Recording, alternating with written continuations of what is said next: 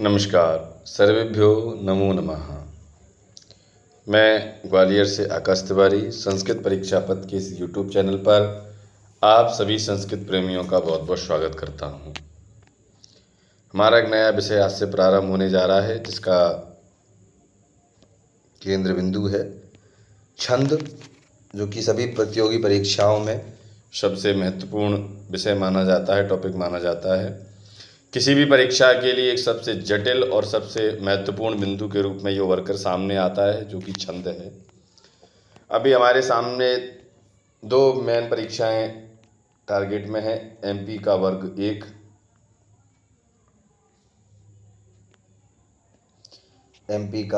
1, और उसके बाद वर्ग 1 का जो वर्ग 1 की जो टेट परीक्षा होने वाली है, और उसके बाद से TRE 4 बिहार का जो TRE 4 है 4.0, वो अभी हमारे टारगेट पर रहेगा, क्योंकि ये प्रतियोगी परीक्षाओं की डेट बिल्कुल फिर फाइनल कर दी गई है। तो आइए इन प्रतियोगी परीक्षाओं की तैयारी के लिए आगे बढ़ते हैं नया विषय लेकर, जिसका नाम है छंद।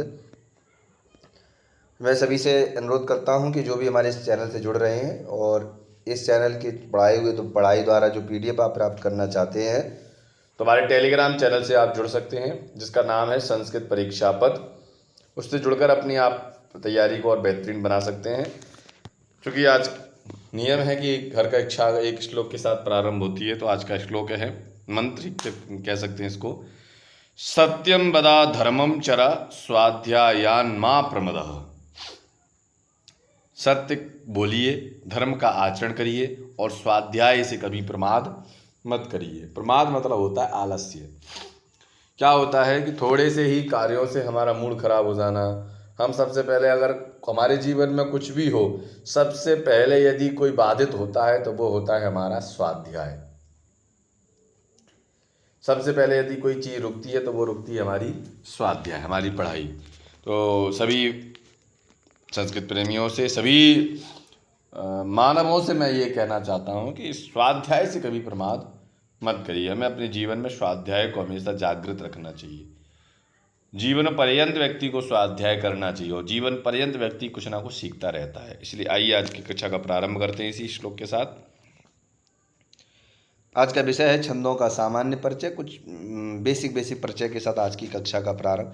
लगभग दो कक्षाएं मैं ऐसी रखूँगा, जिसमें छंदों का एक सामान्य परिचय के रूप में आपके सामने आएंगी, और फिर इसके बाद मुख्य जो छंद हैं उनको लिया जाएगा, और फिर छंदों से बनने वाले प्रश्न उनकी एक सीरीज के रूप में आपके सामने रखेंगे, जिससे कि विषय कंप्लीट हो और विषय से बनने वाले प्रश्न भी साथ ही साथ कंप्लीट होते जाएं। आज का जो है कि छंद शास्त्र को वेद पुरुष का चरण माना जाता है। इसके बारे में कहा जाता है छंदा पादौतु वेदस्य। याद रखने लायक एक सूक्ति है, छंदः पादौतु वेदस्य। छंद जो है वेदों का पैर है। छंदः पादौतु वेदस्य। प्राचीन अर्थशास्त्र में कहते हैं, प्राचीन जो है छंद शास्त्र का जो प्राचीन नाम था, उसमें मुख्य नाम आते हैं छंदोविद, छंदानुशासन, छंदोवृत्ति या छंदोमान। ये इतना ज़्यादा इम्पोर्टेंट नहीं रहता, लेकिन फिर भी हमें जानकारी के तौर पर पता होना चाहिए कि छंद शास्त्र का प्राचीन नाम क्या है। छंद शास्त्र को प्राचीन में छंदानुशासन, छंदोवृत्ति, छंदोमान या छंदोविचित्र, इन नामों से जाना जाता था। तो यहाँ पर एक सबसे बड़ा ये विषय है जो आपको याद रखने लायक अभी तक है कि छंदः पादौतु वेदस्य। छंद को वेदों का पैर माना जाता है, ये याद रखने लायक चय है। इसके बाद कहते हैं प्रथम छंदकार आचार्य पिंगल के नाम से इस शास्त्र का नाम पिंगल शास्त्र भी पड़ा। तो सबसे पहले महत्वपूर्ण बात यह है कि छंद शास्त्र के जो प्रणेता हैं वो कौन है, आचार्य पिंगल, और पिंगल के नाम से इस शास्त्र का नाम पिंगल शास्त्र भी पड़ा। आचार्य पिंगल को छंद शास्त्र का प्रणेता या प्रवर्तक माना जाता है। तो पहले चूंकि बताया कि छंद शास्त्र के प्रवर्तक कौन है, आचार्य पिंगल। आचार्य पिंगल को ही छंद शास्त्र का क्या प्रणेता या प्रवर्तक माना जाता है। फिर कहते हैं पिंगलाचार्य ने छंद शास्त्र को छंदसूत्र नामक ग्रंथ लिखे, जिसमें 8 अध्याय एवं 308 सूत्र हैं। पिंगल आचार्य ने छंद शास्त्र पर छंदसूत्र नामक ग्रंथ की रचना करी, जिसमें 8 अध्याय और 308 सूत्रों के बेसिस पर उन्होंने इस ग्रंथ को लिखा। इसमें आगे कहते हैं कि षड्गुरु शिष्य ने सर्वानुक्रमणी टीका में आचार्य पिंगल को पाणिनि का अनुज कहा है। ये प्रश्न बन सकता है कि आचार्य पिंगल को पाणिनि का अनुज किसने कहा है, तो ये कहा है षड्गुरु शिष्य ने अपनी सर्वानुक्रमणी टीका में। और इनका समय जो बताया है वो 600 ईसा पूर्व के आसपास माना जाता है। कुछ विदेशी विद्वानों ने भी इसका समय निश्चित किया आचार्य पिंगल के छंदशास्त्र का, जिसमें छंद सूत्र का समय माना जाता 200 ईसा पूर्व। तो आचार्य पिंगल का जो समय है लगभग 600 ईसा पूर्व, और विदेशी विद्वानों के द्वारा छंद सूत्र का जो समय है वो 200 ईसा पूर्व। तो इस स्लाइड से आपको 2-3 चीज़ें महत्वपूर्ण हैं। एक तो वेद को छंद को वेदों का पैर माना जाता है। वेदों के भी अंग हैं, हस्त है, हाथ हैं, पैर हैं, नाक हैं, कान है। तो ऐसे ही जो पैर हैं वो वेद के कौन हैं, छंद हैं, और छंद जो है वेदों का पैर है। और आचार्य पिंगल इसके प्रवर्तक हैं, छंद शास्त्र के प्रणेता हैं, और इनका जो समय है वो 600 ईसा पूर्व है। बस ये 2-3 चीज़ आप इसमें याद रखिएगा। आगे चलिए नेक्स्ट स्लाइड पर। छंद के लक्षण, छंद की परिभाषा छंद के लक्षण में कहा जाता है चित्त आह्लादिकम छंदा, जो चित्त को आह्लादित कर दे, आनंदित कर दे, जो चित्त को एक आनंद की अनुभूति के साथ भर दे, वह छंद है। छंद यदि आह्लादेति छंदा, जो छंद के द्वारा किसी भी बात को कहने पर सामने वाले को उस बात को मानने के लिए मजबूर कर दे, संतुष्ट कर दे, या उस बात को समझने के लिए उसको बाध्य कर दे, वही छंद है। छंदांसी छंदनात् निरुक्ता, और निरुक्तकार ने भी कहा छंदनांसी छंदनात्, छंद से ही छंदों की उत्पत्ति होती है। चलिए आगे चलते हैं।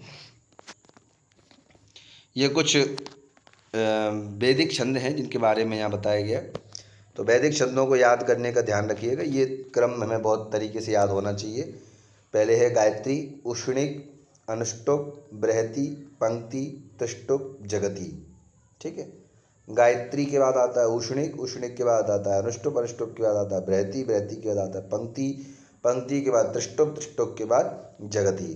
क्योंकि ये क्रम इसलिए याद रखना जरूरी है कि आपसे पूछ लिया जाता है कि अनुष्टुप छंद में कितने चरण हैं। यदि आप इनका क्रम याद रखेंगे, यदि इनका क्रम याद रखेंगे तो इनका क्रम याद रखने से आपको उनके वर्णों का क्रम याद रखने की आवश्यकता नहीं पड़ेगी, क्योंकि अभी आप देखेंगे सभी में 4-4 वर्णों का बढ़ोतरी हुई है। गायत्री से 4 ज़्यादा उष्णिक में, उष्णिक से 4 ज़्यादा अनुष्टुप, अनुष्टुप से 4 ज़्यादा बृहति में, बृहति से 4 ज़्यादा पंक्ति में, पंक्ति से 4 ज़्यादा त्रिष्टुप में, त्रिष्टुप से 4 ज़्यादा जगति में। इसीलिए आप एक चीज़ अगर क्रम से याद रखते हैं तो आपको वर्णों का जो है वो आपको याद रखने की आवश्यकता नहीं रहेगी। जैसे कि गायत्री में 24 चरण हैं और 3 पाद हैं, उष्णिक में 28 वर्ण हैं, 3 पाद हैं, अनुष्टुप छंद में 32 वर्ण हैं, 4 पाद हैं, बृहति में 36 वर्ण हैं, 4 पाद हैं, पंक्ति में 40 वर्ण हैं, 5 पाद हैं, त्रिष्टुप में 44 वर्ण हैं, 4 पाद हैं, और जगति में भी 48 वर्ण हैं, 4 पाद हैं। तो सबसे अच्छी बात है कि आप इनको क्रम से याद रखिएगा। एक बार मेरे साथ वाचन करिएगा। गायत्री उष्णिक अनुष्टुप बृहति पंक्ति त्रिष्टुप, गायत्री उष्णिक अनुष्टुप बृहति पंक्ति त्रिष्टुप, जगति। जगति मतलब संसार में। आप ऐसे भी याद कर सकते हैं कि गायत्री उष्णिक अनुष्टुप और बृहति पंक्ति त्रिष्टुप। ये 3 भाई हैं कहाँ के? जगति मतलब संसार के। ऐसे कर सकते हैं कि मान लो जगति एक पिता है और उसके 2-3 बेटे हैं। पहले हैं गायत्री उष्णिक अनुष्टुप और दूसरे हैं बृहति पंक्ति त्रिष्टुप। क्रम याद रखिएगा और लास्ट में आते हैं जगति। तो ये पाद भी पूछ लिए जाते हैं किसमें कितने पाद हैं। तो अगर आपको ये क्रम याद होगा तो इसको याद करने की जरूरत नहीं पड़ेगी। पहले दो जो छंद हैं उनमें 3-3 हैं, फिर 2 जो है वो 4 हैं, फिर एक बीच में 5 आया, फिर दोबारा से 4 हैं। तो पहले 3 4 5 4 ऐसे करके आया, 3 4 5 4। तो गायत्री उष्णिक अनुष्टुप बृहति पंक्ति त्रिष्टुप और लास्ट में आ गया जगति। आगे चलिए। यहाँ एक छोटी सी ट्रिक दी गई थी, लेकिन मुझे लगता है कि आपको उस ट्रिक से भी याद करना चाहिए। आप ट्रिक वो बनाइए जो आपको खुद को याद रह जाए। यहाँ एक लाइन में इस बात को समझाने का प्रयास किया गया ये सातों छंद सप्त छंदांसी नाम से जाने जाते हैं। इन छंदों की अक्षर संख्या में क्रम से 4-4 पद की बढ़ोतरी होती है। तो आपने देखा कि 22 से 24 है ना, 24 से 28, इस तरीके से 4-4 में इसकी पदोवृद्धि होती जाती है। अब यहाँ पर जो गा से गायत्री, उषणे उष्णिक, आ से अनुष्टुप, बृहते पंक्ति बृहति, पा से पंक्ति, त्री से त्रिष्टुप, जा से जगति। आगे कह रहे हैं कि काव्यों में, संस्कृत काव्यों में मुख्य रूप से अनुष्टुप जो श्लोक है, उपजाति, वंशज, द्रुत विलंबित, शालिनी, वसंतलका, मालिनी, सकरणी, मंदाक्रांता, शार्दूल, विक्रीड, सगरधरा और आर्या छंद हैं। ये कुछ मुख्य छंद हैं जिनका वर्णन यहाँ पर किया गया है।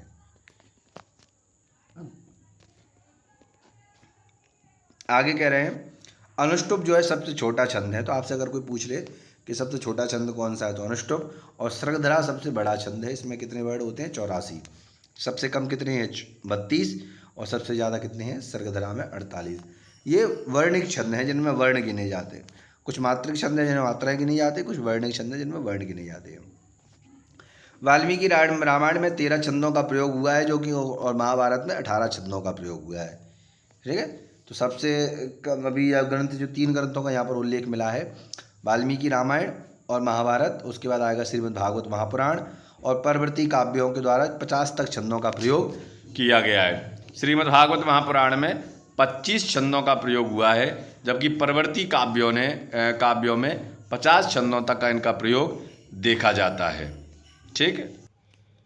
तो कह रहे थे कि अनुष्टुप जो छंद है, इसमें ये सबसे छोटा छंद है, और सर्गधरा जो छंद है ये सबसे बड़ा छंद माना जाता है, क्योंकि वर्णिक छंद जो है इसमें जो है 32 वर्ण होते हैं, और इसमें 84 वर्ण हैं। सबसे बड़ा होने, 84 वर्ण होने की वजह से सर्गधरा छंद सबसे बड़ा है, अनुष्टुप छंद सबसे छोटा है। जितने भी वर्णिक छंद हैं, सबसे कम वर्ण है अनुष्टुप छंद में। आगे कहते हैं वाल्मीकि रामायण में 13 छंदों का प्रयोग हुआ है, और महाभारत में 18 छंदों का प्रयोग हुआ है। श्रीमद् भागवत महापुराण में 25 छंदों का प्रयोग किया गया है, और परवर्ती काव्यों में 50 छंदों तक का प्रयोग देखा जाता है। कि परवर्ती विद्वानों ने लगभग अपने काव्यों में 50 छंदों तक का प्रयोग किया है। यहाँ ये कुछ ग्रंथ हैं, उनके ग्रंथकार हैं, कौन इन ज़्यादा इम्पोर्टेंट है उसके बारे में ध्यान रखेंगे। जैसे छंद सूत्र के प्रवर्तक हैं आचार्य पिंगल, जयदेव छंद के हैं जयदेव, छंदानुशासन जो ग्रंथ है इसके लेखक हैं, ग्रंथाकार हैं जयकीर्ति, व्रत रत्नाकर के हैं केदार भट्ट, सुब्रत तिलकम के हैं क्षेमेंद्र, श्रुतबोध के हैं कालिदास, और छंदानुशासन के हैं हेमचंद्र। इसमें जो इम्पोर्टेंट हैं इनमें से ये मुख्यतः ये ज़्यादा इम्पोर्टेंट हैं। छंद सूत्र के प्रवर्तक हैं आचार्य पिंगल, सुब्रत तिलक के हैं क्षेमेंद्र, और श्रुतबोध भी प्रश्न में पूछा जाता है, कालिदास की रचना है। तरीके से हैं सारे इम्पोर्टेंट, लेकिन मुख्यतः इनके बारे से प्रश्न ज़्यादातर पूछ लिए जाते हैं, इसलिए इनको ध्यान रखना ज़्यादा इम्पोर्टेंट है। आगे देखेंगे इसमें पिंगला नाग छंदोविरचित के भाष्य के हैं यादव प्रकाश, वाणी भूषण के हैं दामोदर मिश्र, व्रत मुक्तावली के हैं श्री कृष्ण भट्ट, व्रत मौक्तिक के हैं चंद्रशेखर भट्ट, व्रत रत्नावली के हैं वेंकटेश, और वाग्वल्लभ के हैं दुःखभाजन कवि। इस तरीके से ये मुख्य ग्रंथ हैं और मुख्य ग्रंथकार हैं। आगे देखेंगे, आगे कहते हैं कि पिंगल के छंद सूत्र पर भट्ट हलायुध ने मृत संजीवनी टीका लिखी है। बहुत वेरी इंपॉर्टेंट क्वेश्चन है, मृत संजीवनी टीका किसने लिखी और किस पर लिखी? तो पिंगल के छंद सूत्र पर लिखी, और जिसने लिखी उसका नाम है भट्ट हलायुध। आगे कहते हैं कि जानाश्रयी छंद विरचिता नामक सूत्रात्मक ग्रंथ को 600 ईसा पूर्व के आसपास लिखा गया था। भरतमुनि के नाट्यशास्त्र के 2 अध्याय 15 और 16 एवं अग्नि पुराण के 8 अध्यायों में 328 से 335 तक में छंदों का विवरण प्राप्त होता है। तो आचार्य पिंगल के पहले भी इनका वर्णन प्राप्त हो चुका है, भरत मुनि ने भी अपने नाट्य शास्त्र में किया है, और अग्नि पुराण में भी छंदों का प्रयोग हमें देखने को मिलता है। पिंगल सूत्र की जो यादव प्रकाश नाम की जो टीका है वह उसके अनुसार छंद शास्त्र भगवान शंकर से देवराज इंद्र से च्यवन को, च्यवन ऋषि से बृहस्पति को, बृहस्पति से मांडव्य को, और मांडव्य से शैतव को, और शैतव से यास्क को, और यास्क से पिंगल को प्राप्त हुआ। ये गुरु शिष्य परंपरा के नाम से सही के आप समझ सकते हैं कि किससे किसको क्या चीज़ मिली है, किसके अनुसार है। पहले ये ध्यान रखिएगा, ये शिष्य परंपरा जो है, पिंगल सूत्र की जो शिष्य परंपरा है, यादव प्रकाश नाम की एक टीका है, जिसमें छंद शास्त्र के बारे में कहा जाता है कि सबसे पहले ये शंकर जी से आया नीचे। शंकर के बाद इसको प्राप्त करने वाले थे देवराज इंद्र, है ना, देवराज इंद्र। और देवराज के बाद इसको प्राप्त किया किसने? दुष्च्यवन, है ना, दुष्च्यवन। दुष्च्यवन के बाद इसको प्राप्त किया बृहस्पति ने, है, बृहस्पति ने। और बृहस्पति के बाद इसको प्राप्त किया मांडव्य ऋषि ने, है ना, यहाँ देखिए मांडव्य ऋषि ने। और मांडव्य के बाद इसको प्राप्त किया शैतव ने, शैतव के बाद इसको प्राप्त किया यास्क ने, और यास्क के बाद फिर ये प्राप्त हुआ आचार्य पिंगल को।